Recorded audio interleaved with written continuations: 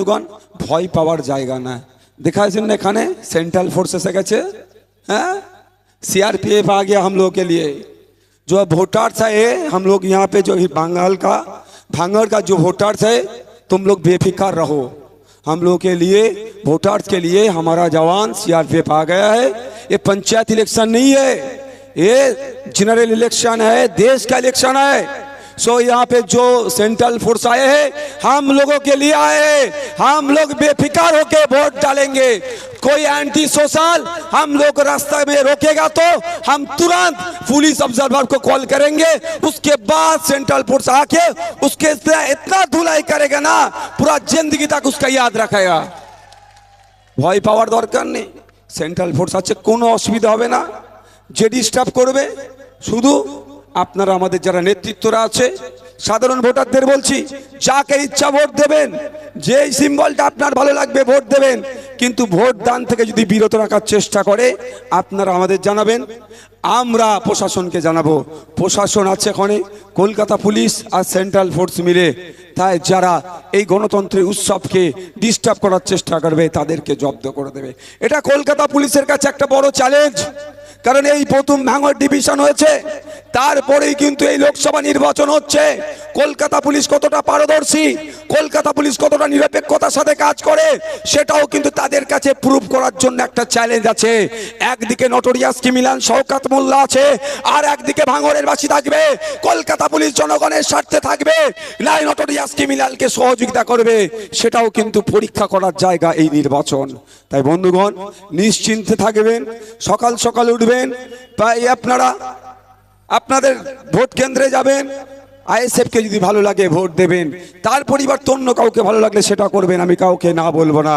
কিন্তু আপনাদের ভোট রাস্তায় যদি কেউ আটকায়, ভোট দিতে যদি কেউ বিরত রাখে, আমাদেরকে জানাবেন, তাকে কিভাবে ঠান্ডা করতে হয় বুঝিয়ে দেবো।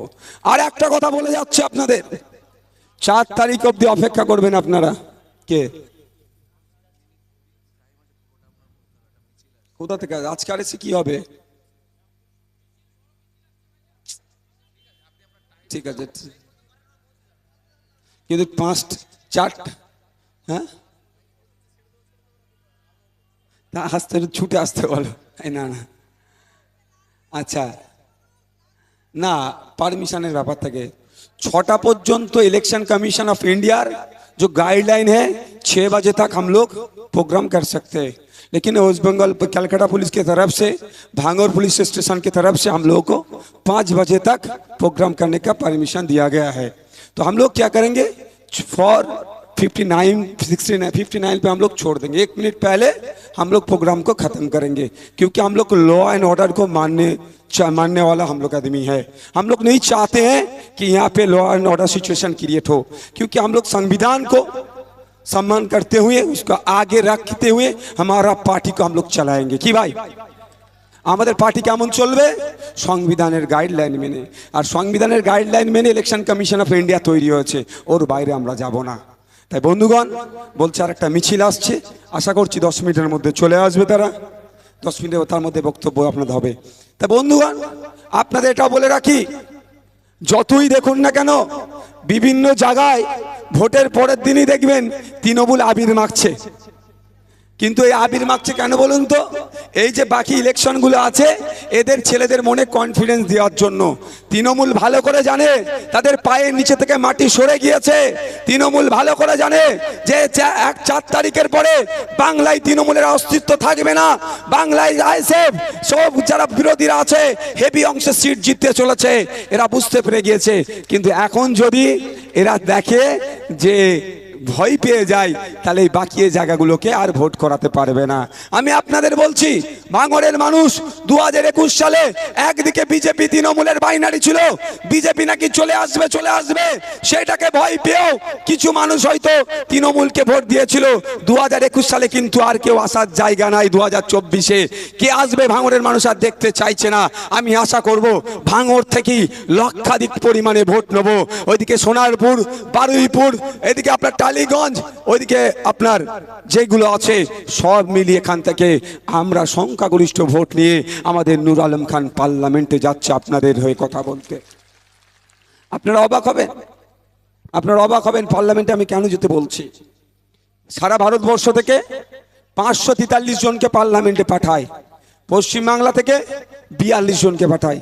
এদের কাজটা কি?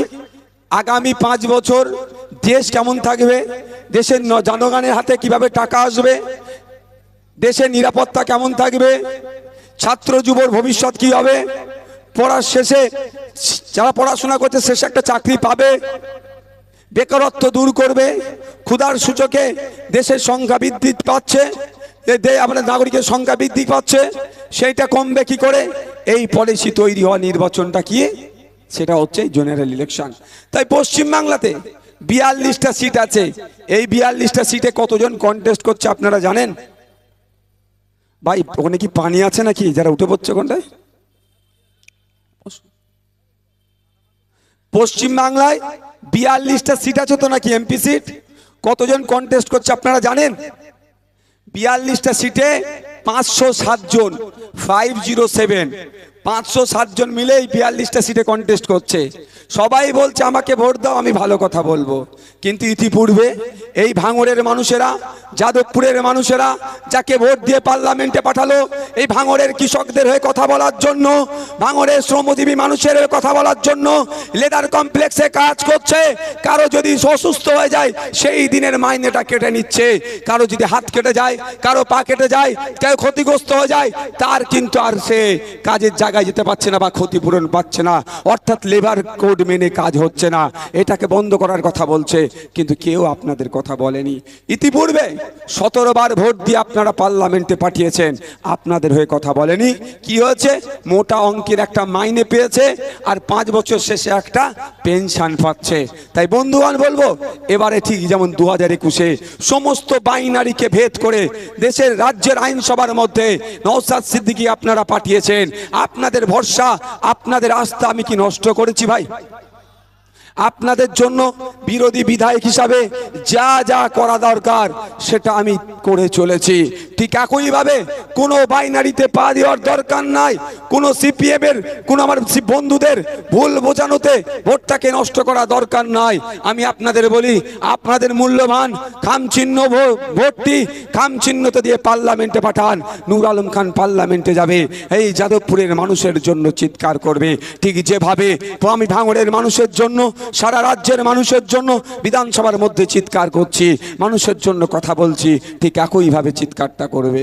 দুঃখের বিষয়, এখন অপদার্থ সরকার আমার ডাকে হয়তো সাড়া দিচ্ছে না, কিন্তু আমার ডিউটি আমি পালন করে যাচ্ছি। প্রশ্ন করতে পারে যে ভাইজান আপনি বাস রুটের কথা বলেছেন, বাস রুট দিচ্ছে না। ভাইজান আপনি বলেছেন বিএলআর অফিসগুলোতে যে ঘুঘুর বাসা হয়েছে সেটা বন্ধ করতে হবে, এরা করছে না।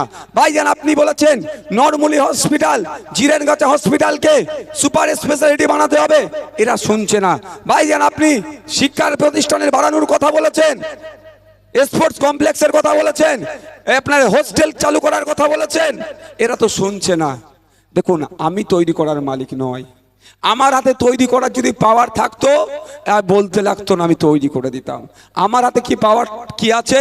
আমাকে বলার ক্ষমতাটা আছে। এখন আমি বিরোধী সিটে বসি, বিরোধীরা এটা তৈরি করতে পারে না। বিরোধীদের কাজ হবে কি? অপোজিশনের কাজ কি? সরকার পক্ষকে জানিয়ে দেয়া। অপদার্থ তৃণমূল সরকার ভাঙড়ের মানুষের সাথে বিমাতৃসুলভ আচরণ করছে। ভাঙড়ের মানুষ তৃণমূলের চোরেদের দলকে ভোট দেয়নি বলে বিমাতৃসুলভ আচরণ করছে। তাই সময় এসেছে আবার রাজ্য সরকারকে বুঝিয়ে দিতে হবে, ভাঙড়ের মানুষ কোনো ভুল পথে হাঁটে না। ভাঙড়ের মানুষ ইতিহাস তৈরি করে, ঠিক যেভাবে ইতিহাস 2021 সালে তৈরি করে পার্লামেন্টের মধ্যে পাঠিয়েছিল, যে পার্লামেন্টের মধ্যে গিয়ে সারা রাজ্যের মানুষের জন্য চিৎকার করতে পারছে। তাই আপনাদের বলবো, কোনো বাইনারিতে পা দেওয়ার দরকার নাই। আপনাদের ভোট আপনারা খামচিহ্নেতে দিন, খামচিহ্নকে পার্লামেন্টে পাঠান। একদিকে পার্লামেন্টে নূর আলম খান চিৎকার করবে, একদিকে রাজ্যে নওশাদ সিদ্দিকী চিৎকার করবে। রাজ্য সরকার, কেন্দ্র সরকার আমাদের পাওনাটা বুঝিয়ে দিতে, তারা বুঝিয়ে দিতে তারা বাধ্য হবে।